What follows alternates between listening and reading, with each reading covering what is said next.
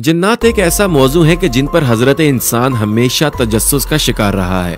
जहां आज की साइंस इन माफूकुल फितरत चीज़ों की मौजूदगी को यकसर वहम करार देकर उनसे इनकारी है, वहीं बहैसियत मुसलमान हमारा ये ईमान है कि जिन्नात ज़रूर अपनी मौजूदगी रखते हैं, क्योंकि उनका कुरान करीम फुरकान हमीद में जिक्र मौजूद है। उलमा के नज़दीक जिन्नात में भी दो तबकात होते हैं, जिनमें से एक ग्रोह शैतान यानी शैतानी कामों को फॉलो करने वाला, जबकि दूसरा ग्रोह रहमान कहलाता है, जो अल्लाह के नेक गुजार लोग होते हैं। ग्रोह रहमान से ताल्लुक रखने वाले जिन्नात इंसानों ही की तरह बाकायदा कुरान करीम की तालीम भी हासिल करते हैं और दीनी अहकामात पर पाबंद भी रहते हैं।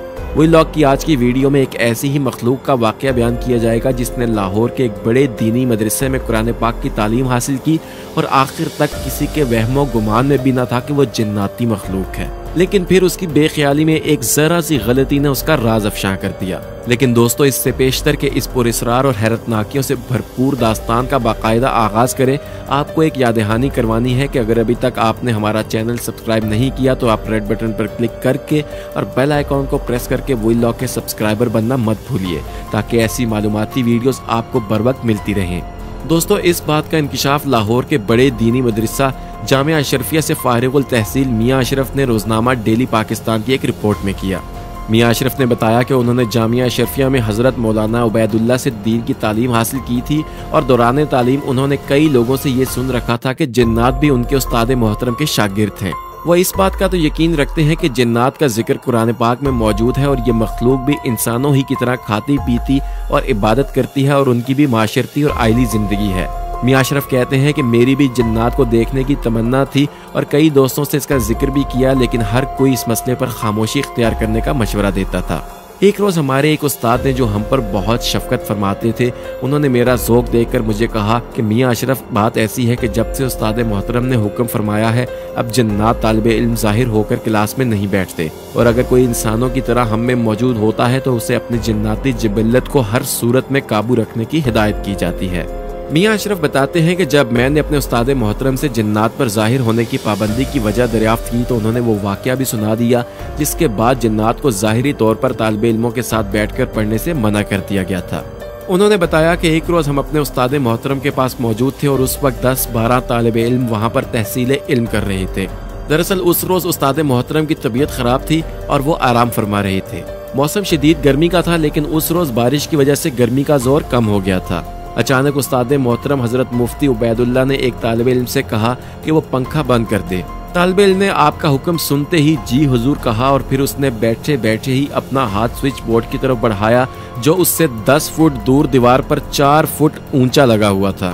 तालिबे इल्म की ये हरकत देखकर सभी साथी दम बखूद रह गए और खौफ से उनके दीदे फट गए, क्योंकि न जाने वो तालिबे इल्म उस दिन किस ख्याल में था कि उसका बाजू स्विच बोर्ड तक लंबा हो गया और उसने स्विच ऊपर करके पंखा बंद कर दिया। उसकी ये हरकत देखते ही उस्ताद मोहतरम ने उसकी सख्त सरजनिश की और उसे फौरन मदरसे से निकल जाने का कह दिया।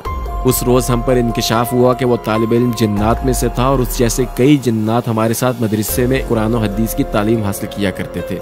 लेकिन फिर उसके बाद हमने कभी किसी जिन्नज़ादे को ज़ाहिरी तौर पर नहीं देखा।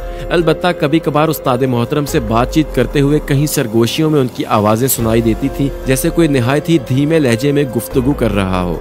दोस्तों, मियाँ अशरफ के बयान करता इस वाक़े में हकीकत कितनी है और मुबालगा कितना, ये तो अल्लाह ताला ही की ज़ात जानती है, मगर बहरहाल इस बात से इनकार मुमकिन नहीं है कि जिन्नात अपना वजूद ज़रूर रखते हैं और बाज़ औक़ात वो ज़ाहिरी शक्ल में भी सामने आ जाते हैं। इस्लामी अकायद में जिन्नात का वजूद मुत्तफ़िक़ा तौर पर तस्लीम किया गया है और इस मखलूक का जिक्र कुरान पाक की 8 सूरतों की 12 और सूरह जिन की 15 आयात में मौजूद है। जिन्नात की तख्लीक कब और किस तरह हुई, इस बारे में बाज़ मुहक्किकीन और तारीख़दान लिखते हैं कि जिन्नात को हज़रत आदम अलैहिस्सलाम की तख्लीक से भी 2000 साल कबल तख्लीक किया गया था। कुरान हकीम में इसके जिक्र का तर्जुमा है कि हमने इंसान को खनकते हुए गारे से पैदा किया और जिनों को उससे भी पहले बेधुएं की आग से पैदा किया। सूरह रहमान में भी अल्लाह ताला का इरशाद मुबारक है कि इंसान को बजने वाली मिट्टी से पैदा किया गया और जिन्नात को आग के शोले से तख्लीक किया। उलमा की राय में जिन्नात में नेक और बद दोनों इकसाम होती हैं और ये मुख्तलिफ रूप धार कर रुए ज़मीन पर वारिद होते हैं। इनमें से एक जिन का नाम इब्लीस था, जो इंसान की दुश्मनी में अंधा हो गया और उसने नस्ल आदम को बहकाने के लिए क़यामत तक की मोहलत ले ली। ये वही इब्लीस है जिसने अल्लाह की नाफरमानी की थी और हज़रत आदम अलैहिस्सलाम को सजदा करने से इनकार कर दिया था। और उसने ये इनकार सिर्फ इस तकब्बुर में किया था कि आदम को मिट्टी से पैदा किया गया है और मुझे आग से तख्लीक किया गया है। इसी तरह जिन्नात में नेक और बुजुर्ग ग्रोह भी थे। वो अपनी जात में किसी को नुकसान नहीं पहुंचाते, जिसकी अव्वलीन मिसाल हजरत सुलेमान अलैहिस्सलाम की है कि जिनके ताबे फरमान रहकर वो मुश्किल से मुश्किल अमूर सर अंजाम देते थे। और दूसरी मिसाल नबी अकरम सल्लल्लाहु अलैहि वसल्लम के दौरे नबूवत की है कि जब जिन्नात की एक टोली ने आप सल्लल्लाहु अलैहि वसल्लम से कुरान सुना और उसके बाद आप सल्लल्लाहु अलैहि वसल्लम पर ईमान लेकर आए और जाकर अपनी कौम को भी बतलाया, तो उन तमाम आयात और तारीखी रिवायात से साबित होता है कि जिन्नात अपना वजूद जरूर रखते हैं और बाज़ औक़ात अपनी ज़ाहिरी अशकाल में भी नमूदार होते हैं। लेकिन अगर कोई दावा करे कि उसने जिन्नात को देखा है तो उसके इस दावे की सदाकत सिर्फ अल्लाह ताला ही की ज़ात जानती है।